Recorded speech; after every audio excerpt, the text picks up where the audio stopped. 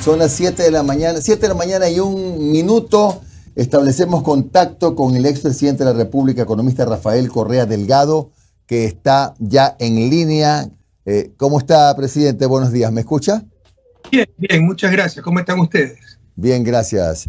A ver, varias preguntas en esta entrevista, dado que la situación política del país nos está orientando prácticamente a concentrar la atención en el juicio político. La consulta es, ¿cree usted que hay razones suficientes para llevar a juicio político y probablemente destituir al presidente de la República únicamente por el cargo de peculado a propósito de la presunta inacción del presidente Lasso en el caso Flopec? ¿Cómo lo analiza usted? Bueno, primero gracias por esta entrevista, un inmenso abrazo a la patria entera, pero por supuesto que creo, pues si no fuera un deshonesto, porque es mi bloque el que avanzó en eso y participó en la comisión interpartidista. En todo caso, que haya quedado solo el peculado de Flopec, eso por la trampa de la Corte Constitucional, que ya no pudo evitar todo, pero evitó 2 de los 3 cargos ilegalmente, porque las pruebas estaban ahí. Y recuerda que es un juicio político, no penal. Es lo que aprecien los asambleístas como irresponsabilidad. Porque recuerde que a mí me sacaron una sentencia ahí sí penal por influjo psíquico, por manejar por influjo psíquico una organización criminal dedicada a los sobornos. Revisa ese caso, no hay sobornos, no hay organización criminal y no hay influjo psíquico. Pero aquí estamos hablando de que el presidente supo de la irregularidad de Flopec y lo que hicieron fue separar al funcionario, porque tenía a cargo de todas las empresas Hernán Luque, muy cercano a él, ¿no? Y que era un corrupto total, y eso está más que comprobado. Pero además, la Corte se bajó eso, pero se puede decir en la discusión, se puede decir en la plenaria, todo lo demás hecho. Un informe de la policía sobre narcopolítica, que lo conoce el presidente, lo reconoce Silvia Vicencio, su perro guardián en la asamblea, y lo que hacen es archivarlo. Más lo de Cherry, el principal testigo, asesinado. O sea, son cosas horrorosas que están pasando en el país, y por supuesto que directa e indirectamente la responsabilidad recae sobre el presidente de la República. Pero pueden ser agregadas otras pruebas, aunque no sean las de peculado, en el proceso. No en la resolución final, en la discusión por supuesto, pues, pero el sinvergüenza de Vicencio quería condicionarlo. Solo discutimos esto, solo pruebas de esto. En la discusión se puede presentar lo que sea y decir lo que sea. Mire, como en todas las plenarias, los sufridores empiezan conmigo y terminan conmigo. No, yo hace 6 años que no vivo en Ecuador. Entonces, por supuesto que en la plenaria, en la discusión amplia, por eso se llama parlamento, para parlamentar, se puede exponer todos los motivos. Ya en la parte resolutoria, en la decisión de censura, ¿no?, de destitución por el juicio político, ahí solo se puede poner las causas que aceptó la Corte Constitucional, pero insisto, país, esa Corte Constitucional, recuerden, viene de la época de Trujillo. Son un pocotón de sinvergüenza, solo puestos ahí por ser anticorreístas, han sido cómplices de Lasso. Lo que pasa es que ya no pudieron parar tantas irregularidades, pero 2 de los 3 cargos sí lograron bajárselos. ¿Cómo cambiaría el escenario político si acaso el presidente de la República hace uso del recurso constitucional de la muerte cruzada? Que los gringos no se lo van a permitir, lo quiso hacer y lo amenazaron, porque en su vanidad él prefiere llamar a elecciones, además que le han hecho creer que puede ganar las elecciones, ¿no? Quiere evitar el juicio político en la historia contemporánea del país, de que regresamos a la democracia, sería el primer presidente destituido por juicio político. Quiere evitar esa deshonra, aunque qué mayor deshonra la que ha hecho él al país, y pretendía llamar a juicio político, pero los gringos le jalaron la oreja y la derecha, porque saben que tenemos alta probabilidad de ganar esas elecciones.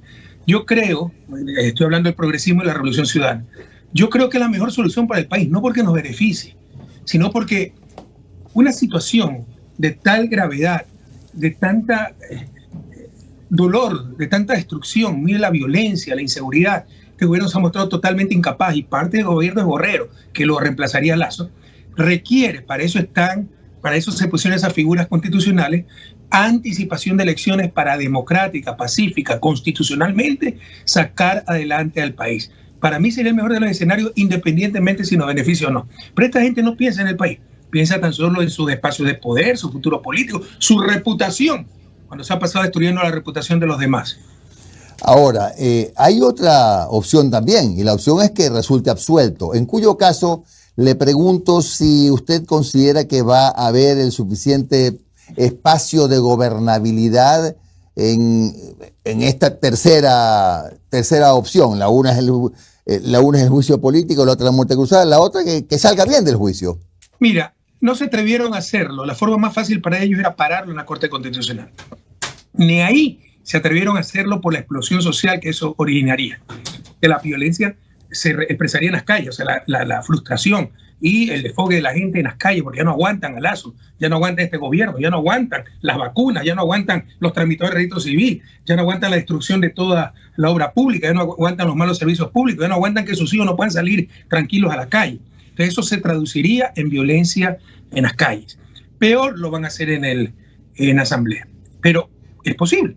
Si lo logran, ¿ya? Es por corrupción, porque han comprado conciencia y el Ecuador no debe perder la memoria de los asambleístas que se vendan y voten por Lasso, por la absolución de Lasso, pero se expresaría esa frustración y el desfogue de esa frustración en las calles y serían responsables de lo que pase. Yo creo que ya Lasso no tiene la más mínima oportunidad de gobernar el país, está totalmente desacreditado, ha mostrado ineptitud, corrupción, cinismo, etcétera. Lo mejor, o sea, si fuera un poco decente, él mismo hubiera dado un paso al costado. No lo dio. Ahora que se enfrenta al juicio político, yo creo que es casi seguro que será destituido, pero de no serlo será por corrupción y lo que generarán será mayor violencia en las calles. Permanentemente la Revolución Ciudadana ha dicho que la intención es recuperar la patria. Y aquí viene mi pregunta. ¿Cuáles son las soluciones a corto y mediano plazo que plantearía la Revolución Ciudadana frente al escenario en el que estamos viviendo hoy día? Puedan sacarlo de la oficina de mi estudio. Ya me di cuenta. Por si acaso, doble, ¿no? Esperemos que salga el gato y continuamos.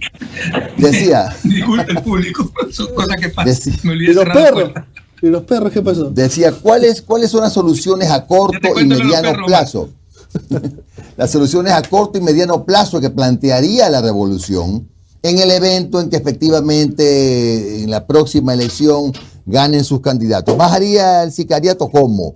¿Bajarían los índices de inseguridad? ¿Cómo? ¿Cuál es la fórmula? Jimmy, esto no han sido 6 años de destrucción, han sido 20 años. O sea, lo que ha hecho en 6 años no ha retrasado 20 años. Con la Revolución Ciudadana avanzamos 50 años. Se hizo lo que no se había hecho en medio siglo. Pero esta gente por lo menos nos ha retrasado 20 años. De todos modos hay un saldo favorable porque no han logrado destruir todas las carreteras, todas las hidroeléctricas. Lo que aprendió la gente, a exigir calidad, excelencia, a huir de la mediocridad, el talento humano que se generó. Pero el daño es enorme. Esto no se va a remediar de la noche a la mañana. El que le diga eso es un mentiroso. Sin embargo, sí lo vamos a remediar. Sí tiene solución como ya lo hicimos en el 2007. La memoria es frágil. En el 2007 yo encontré el país con 18 asesinatos por cada 100.000 habitantes, lo dejamos en 5.6, la segunda tasa más baja de América Latina, solo superados por Chile, que es un país mucho más rico. Pero también encontré un país con cortes de luz, revisa. Hasta el 2010 teníamos 10-12 horas de corte de luz. ¿Sabes cuánto te afecta eso a la seguridad? ¿Cuánto te afecta a la competitividad? Y en lugar de ponernos a llorar, nos pusimos a trabajar y hoy tenemos una de las 5 matrices eléctricas más amigables con el medio ambiente del mundo y de las más estables, ¿no? Yo hubiera querido recibir hacia el país. Algunos tontos, ¿no? Que quieren confundir a la opinión pública. Correa fue suertudo y se gastó toda la plata del petróleo. Se invirtió. Es como quien diga, este señor recibió $100.000 y ya no tiene nada, o tiene solo 2.000. Sí, pero tiene una casa que vale $200.000 y ya no paga arriendo.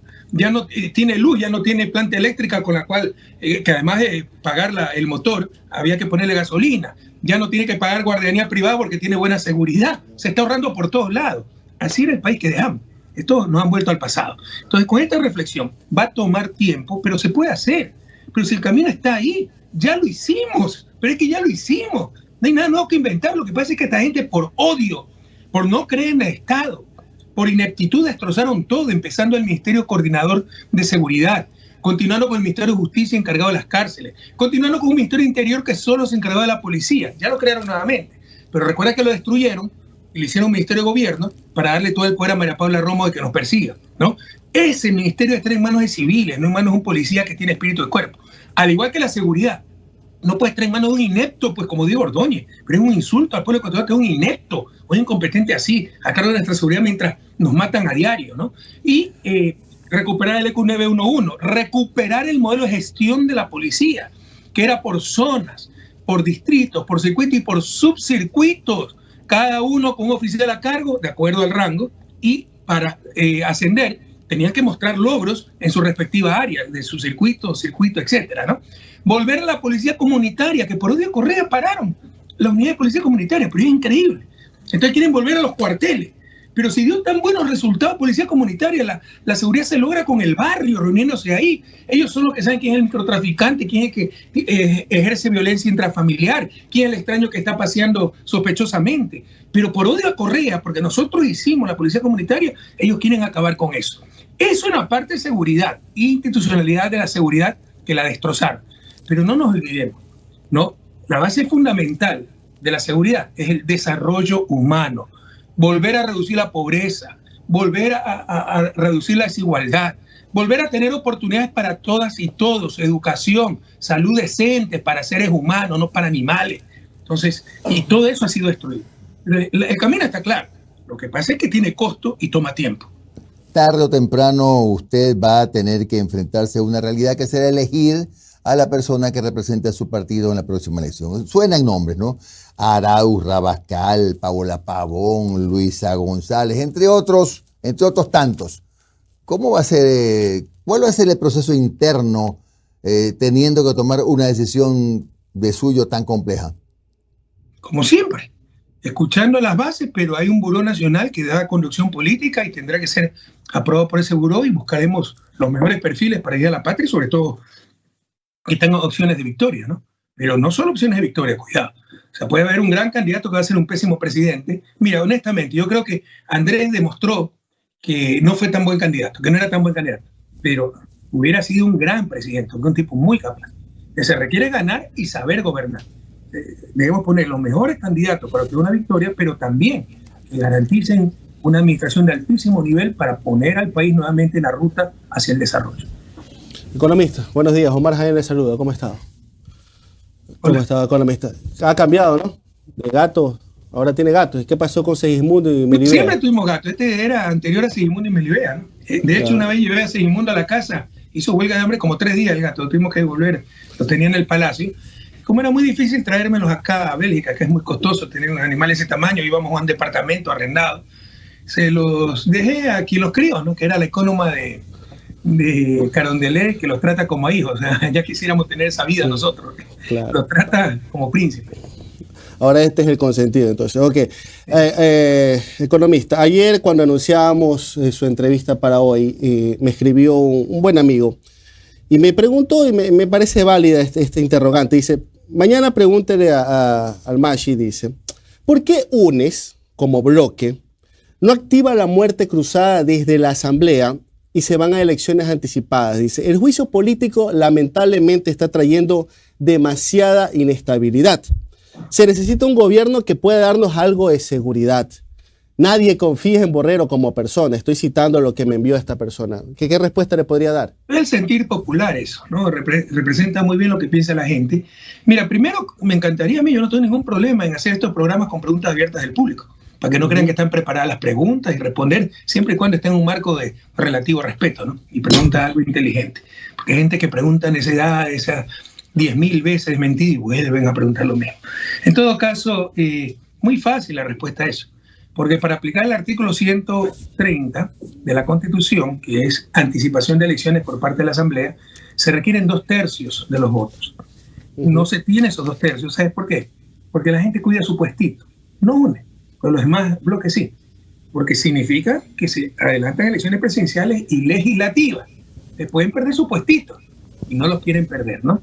Y tiene que ser aprobado también por la Corte Constitucional y sabíamos que una institución por parte de la Asamblea de anticipación de elecciones iba a ser parada en la Corte Constitucional. Nosotros intentamos eso, pero no había el apoyo suficiente en la Asamblea por estos 2 motivos. El primero, hay muchos legisladores que no están ahí por el país, sino por su puestito. Y eso es deshonesto, eso es fraude democrático.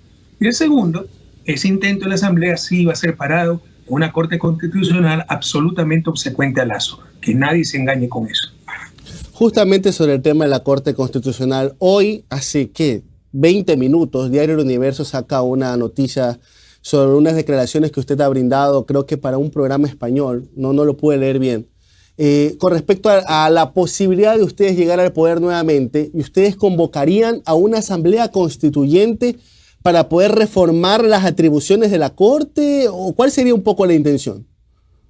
Eso es sumamente importante. Entendamos lo que hubo el 2018 y se lo anticipó. Como anticipamos lo que iba a hacer Lasso. Claro, superó todas nuestras expectativas en cuanto a ineptitud y corrupción. Pero sabíamos que el neoliberalismo iba a ser un desastre. Que no creían en el Estado, que creían en sus negocios.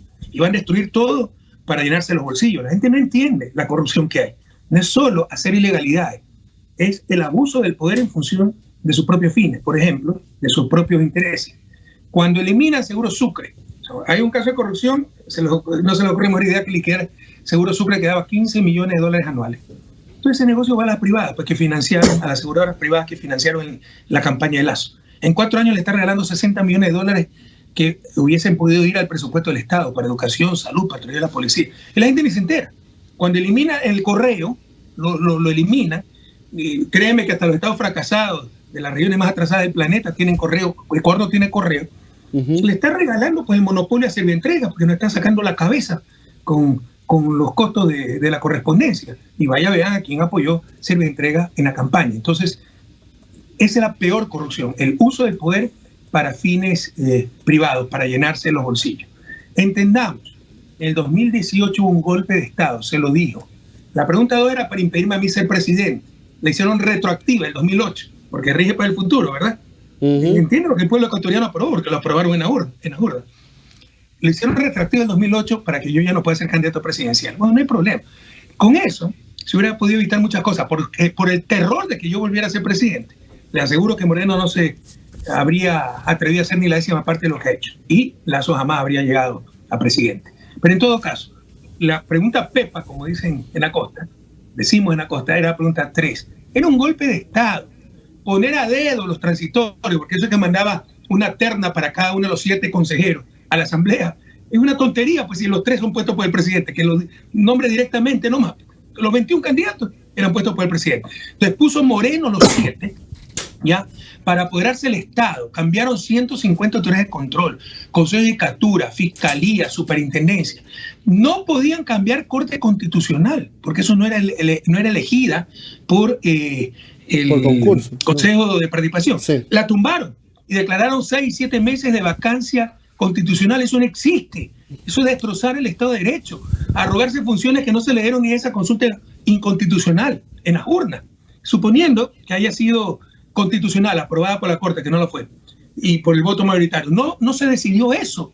No se le dijo, ustedes pueden tumbar a la Corte Constitucional, y lo hicieron. Y de la Corte Constitucional se puede destituir al presidente, se puede gobernar, puedes declarar ilegales los decretos, puedes declarar inconstitucional una ley, puedes interpretar la Constitución y legislar de la Corte Constitucional. Entonces, en ese marco, con esa Corte Constitucional de Trujillo, con todas las autoridades de control, Fiscalía, Procuraduría, Contraloría, Consejo de Judicatura, Superintendencia, Consejo Nacional Electoral, tomada, ¿no?, por la partidocracia de la época de Trujillo, si ganamos las elecciones no vamos a poder hacer nada. Tenemos que ir a una constituyente y nos vamos a jugar con eso. Si el pueblo ecuatoriano no nos da la mayoría, bueno, es que quiere que sigamos como estamos. Economista. Cumplió nosotros con lo que teníamos que hacer. Pero si queremos realmente cambiar el país, retomar esa senda de desarrollo del 2007 al 2017, tendríamos que ir a una constituyente para sanear toda esa desinstitucionalización, toda esa toma del Estado que vivimos desde el 2017, pero especialmente en la consulta mañosa del 2018. Sobre eso, aquí un gran amigo abogado me dice, ya, perfecto, se propone eso, pero esa constituyente, esa hipotética constituyente de ser aprobada, tiene que pasar por el filtro de la Corte, y esta Corte ya prohibió una de plenos poderes, tipo 2007. Así que los alcances serían mínimos. O sea, ¿cómo puede prohibir la Constitución? Creo que está equivocado su amigo abogado, pero estoy de acuerdo. O sea, puede, en principio la Corte tendría que aprobar nada más, porque es atribución del presidente de convocar a constituyente, la forma de convocarla, no los motivos ni nada. Eso no lo puede parar la Corte. Pero además, ya con la legitimidad que da el poder y ganar una elección democráticamente, la Corte va a tener más cuidado en esas cosas. Pero en principio, la Corte es atribución presidencial, revise las competencias del presidente, convocar a constituyente, presentando la forma de convocar, ¿no? Y eso es lo que tendría que chequear la Corte Constitucional. Claro. Acá el abogado me escribe y dice, no, está equivocado Correa, dice que por interno ya se le va a pasar a la China dice que ya le va a pasar por interno. La última de mi parte, economista. Dígale al abogado que me dé el artículo, por favor. Ya le vamos a pasar el artículo. Economista, la última de mi parte antes... Recuerde que yo no soy abogado. Déjeme que me lo pase por WhatsApp y ahí se lo reenvío a la China. Rápidamente, antes de darle el paso a Noris. Hay un sector del correísmo que dice, ¿sabes qué? Estamos con el envión de las elecciones seccionales. Vamos a una muerte cruzada. Asistente, la China que me busque el artículo donde están las competencias presidenciales para no desviarme la vamos a pasar. Economista, la última. A ver, hay un sector del correísmo que dice, a ver, vámonos a elecciones anticipadas, tenemos el envión de las elecciones seccionales, el tema de la administración de Lazo demuestra lo que la gente compara y nos puede tener una victoria en las urnas. Pero hay otro sector que dice, ¿sabes qué? Si nos vamos a muerte cruzada, nos quedamos sin asamblea hasta que se haya una renovación, se los elija. Y de por medio está la posesión de los miembros del Consejo de Participación Ciudadana y Control Social que fueron y ganaron las elecciones del 5 de febrero. Y dice, vamos a estar nuevamente prorrogados, va a estar prorrogados los consejeros, van a estar prorrogados los superintendentes, el contralor, distintas autoridades. ¿Es un riesgo que ustedes asumirían que sigan prorrogados y que durante estos 6, 7 meses sigan esas autoridades? Sí, yo creo que son argumentos muy ligeros, ¿no? Futiles. Porque sí, este señor podrá tener más poder 6 meses, gobernar sin asamblea, vía decreto, se prorrogarán ciertas autoridades, pero saben que en 6 meses no estarán ahí y no se atreverán a hacer todas las trapacerías que están haciendo en este momento. Entonces creo que es un riesgo y un costo probablemente real que bien vale la pena tomar para dar una solución profunda, definitiva a la desgracia que vive el país. Economista, buenos días. Noris Arroyave le saluda. Economista, 48 alcaldías, 16 solas, 32 en alianzas y 8 prefecturas fue el resultado de la victoria o el triunfo de la Revolución Ciudadana en las últimas seccionales. 9, ya me corrige la China. Y se lo pregunto porque muchos analistas dicen que, y le pregunto, ¿es suficiente esto para ganar en una sola vuelta las presidenciales que se vienen? O no. Se lo pregunto porque muchos analistas dicen que si se gana en una sola vuelta, bingo para la revolución, pero si pasa una segunda vuelta, el panorama se vuelve muchísimo más complicado.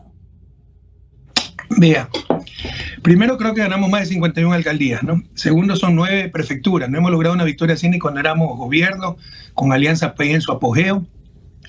Nunca hemos tenido Guayaquil y Quito juntos. A Guayaquil le quitamos... En Guayaquil quitamos el control de lo social cristiano de 31 años. De las 5 provincias más pobladas del país tenemos 4 de las prefecturas.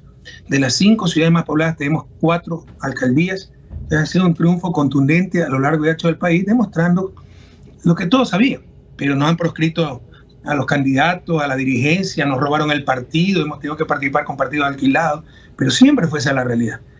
Sí, nos hicieron retroceder un poco, pero siempre seguimos siendo la principal fuerza política del país.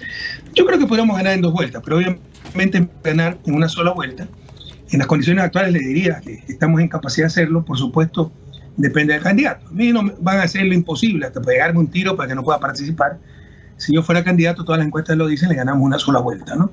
Dado que por lo pronto eso no es posible, porque yo creo que más temprano que tarde, los juicios de esos ridículos se le van a derrumbar y vamos a ver qué dice tantos periodistas corruptos que ha defendido ese adefesio en lugar de investigarlo y denunciarlo. Pero también esa consulta mañosa, absolutamente inconstitucional. Eso se le va a derrumbar más temprano que tarde. Pero si no es para las próximas elecciones, bueno, habrá que conseguir un candidato. Si lo hacemos bien, sí, yo creo que hay altísimas probabilidades de ganar una sola vuelta, y de no suceder así, yo creo que de todos modos, con una buena campaña podemos ganar en una segunda vuelta. Candidato y candidata, porque ahora es un tema de paridad, contra nosotros, toda la partidocracia, ¿no? Claro, se habla de eso y se está hablando de toda esta búsqueda de una coalición o de una unidad para hacerle frente al correísmo. Pero eso le demuestra una cosa, que no les interesa el país sino sus espacios de poder. ¿Por qué Pachacuti? ¿Por qué la izquierda se uniría con la derecha como lo hicieron? En la última elección apoyaron a Lazo. Por ideología, por espacio de poder, porque saben que con nosotros no van a tener como botín político la educación bilingüe, no van a poder volver a manejar la educación general, el sistema de salud, no van a poder controlar las escuelitas comunitarias, volverían a hacerse escuelas del milenio, porque ese fue uno de los motivos para las escuelas del milenio, porque se cerraban escuelitas comunitarias, que era el mecanismo de control de los caciques de las respectivas comunidades. Con eso, poniendo el profesor, algunas veces pariente del cacique, controlaban a toda la familia. Ustedes saben que se les acaba todo aquello. Entonces no están pensando en el país, sino en sus propios intereses. Economista, en una sociedad tan convulsionada como está la sociedad ecuatoriana, ¿usted considera que no existe ninguna posibilidad de que se siente Pachacuti con Revolución Ciudadana a conversar? No, mire, en política, lo acabo de decir en un medio español y han reproducido mucho esa opinión. No toda unión suma. Hay uniones que quitan, ¿ya? Entonces, yo creo que una unión, al menos con ciertos sectores de Pachacuti, un Salvador Quispe, una Lourdes Tibán, una Guadalupe Llori, nos quita mucho más de lo que nos da. ¿Y un Leonidas Misa? Bueno, eso es otra cosa, ¿no? Pero él no, bueno, es más con Aye, ¿ya? Me está poniendo ahí un mensaje de la China que lea WhatsApp, pero recuerde que yo cambié el número de WhatsApp, no sé a qué WhatsApp me lo está mandando.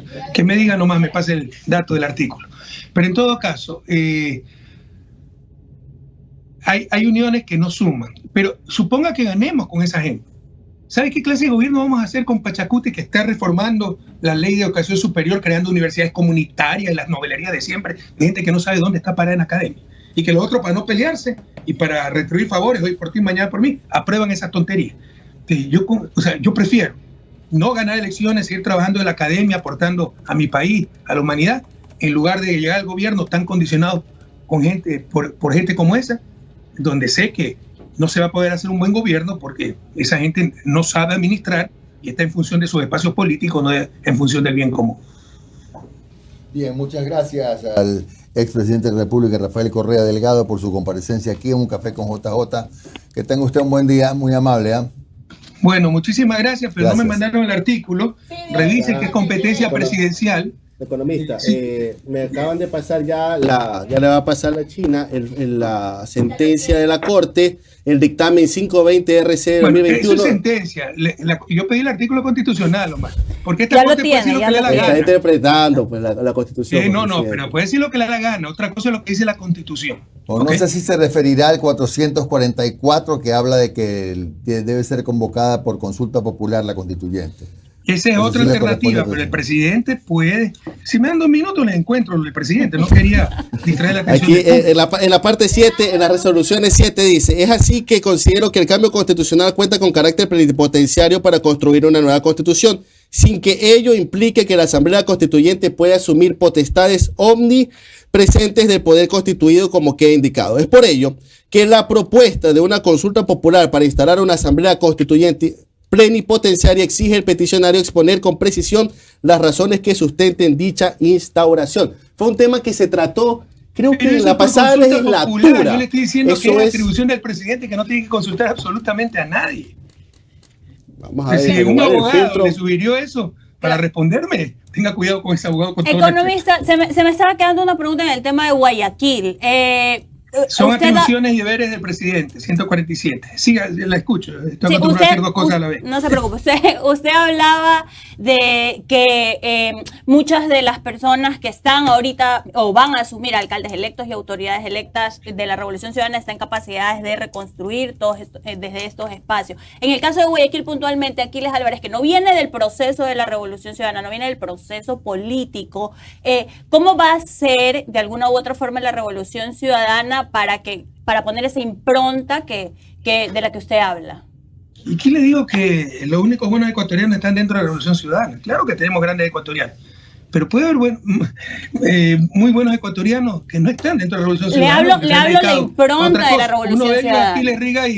Aquiles Álvarez. Y yo estoy seguro que va a ser una extraordinaria alcaldía y en eso va a contar con todo nuestro apoyo. Entonces aquí es palo porque va, palo porque no va. Cuando nombramos solo a los nuestros, ahí está sectarismo cerrado. Cuando nos abrimos, entonces ¿por qué llamaron a otro? No, nuestra postura siempre ha sido la segunda. Incluir a la gente más valiosa, que siempre y cuando tengan principios, valores, amor de patria, va a ser mucho más lo que nos una que lo que nos separe, ¿no? Gracias, economista Rafael Correa, por esta comparecencia en Un Café con JJ. Que tenga usted un buen día. Mire, me parece que el presidente tiene capacidad, lastimosamente no tengo tiempo suficiente para revisar esto, pero para convocar a consulta popular y preguntar por la Asamblea Constituyente. Una vez aprobada esa Asamblea Constituyente, se tiene que hacer, ¿no? Pero creo que lo que puede es convocar a consulta popular. Lastimosamente no hay tiempo para revisar en detalle la Constitución, pero bueno, ojalá usted lo pueda aclarar con más detalle todos estos artículos. Bien, muchas gracias. 7:31 fue el expresidente de la República, economista Rafael Correa Delgado. Así que, bueno, creo que va por el 444, ¿no? De la consulta popular.